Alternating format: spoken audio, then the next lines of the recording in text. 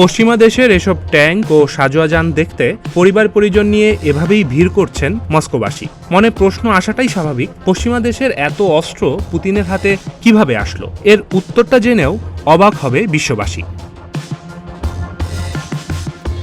বর্তমান বিশ্বে সবচেয়ে ক্ষমতাধর ব্যক্তি হিসেবে রাশিয়ার প্রেসিডেন্ট ভ্লাদিমির পুতিনকেই মনে করেন অনেকে। তিনি জো বাইডেনের চিরশত্রু, আর ইউক্রেনের প্রেসিডেন্ট ভ্লাদিমির জেলেনস্কির কাছে যেন মূর্তিমান এক আতঙ্ক।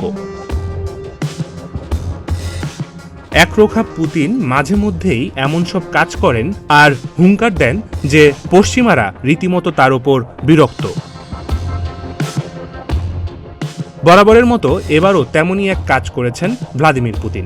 রাশিয়া ইউক্রেন যুদ্ধের শুরু থেকেই জেলেনস্কিকে অত্যাধুনিক সব সমরাস্ত্র ও আর্থিক সহায়তা দিয়ে আসছে যুক্তরাষ্ট্রসহ তার পশ্চিমা মিত্ররা।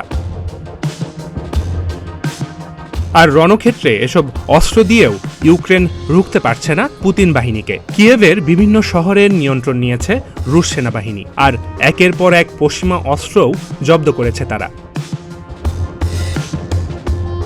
এসব সমরাস্ত্র জব্দ করার পর তা এখন দেশবাসীকে দেখাচ্ছেন রুশ প্রেসিডেন্ট ভ্লাদিমির পুতিন। মস্কোতে আয়োজন করা হয়েছে বিশেষ এক প্রদর্শনী। বুধবার ভিক্টোরি মিউজিয়ামের কাছে এ প্রদর্শনী শুরু করা হয়েছে, যা চলবে পুরো মে মাস জুড়ে।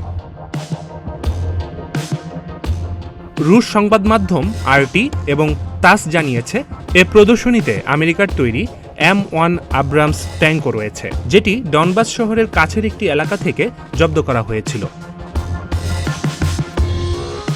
এছাড়াও রয়েছে আমেরিকার তৈরি আধুনিক অ্যাসভল্ট ব্রেচার ভেহিকেলও। এটি যুদ্ধক্ষেত্রে মাইনিং ক্লিয়ারিং অপারেশনের সর্বশেষ ভার্সন হিসেবে পরিচিত। আরও 32টি সামরিক যান রয়েছে।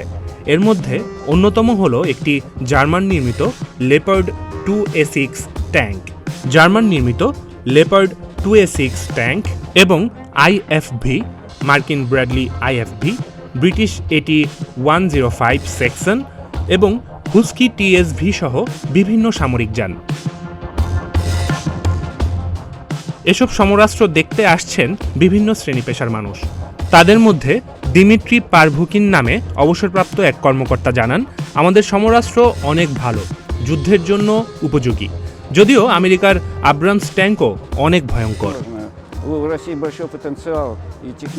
মেইনা নভিক জলটোভা নামে এক গৃহিণী জানান, যতই দিন যাচ্ছে ততই এ যুদ্ধ জটিল হচ্ছে, অনেক মানুষ প্রাণ হারাচ্ছে। তারপরও রাশিয়ান সৈন্যরা হাল ছাড়েননি, তারা লড়াই করছে এবং আমাদের রক্ষা করছে। সুতরাং আমি আমার বাচ্চার ভবিষ্যৎ নিয়ে ভয় পাচ্ছি না। অবশ্যই এটা আমাদের জন্য গৌরবের বিষয়।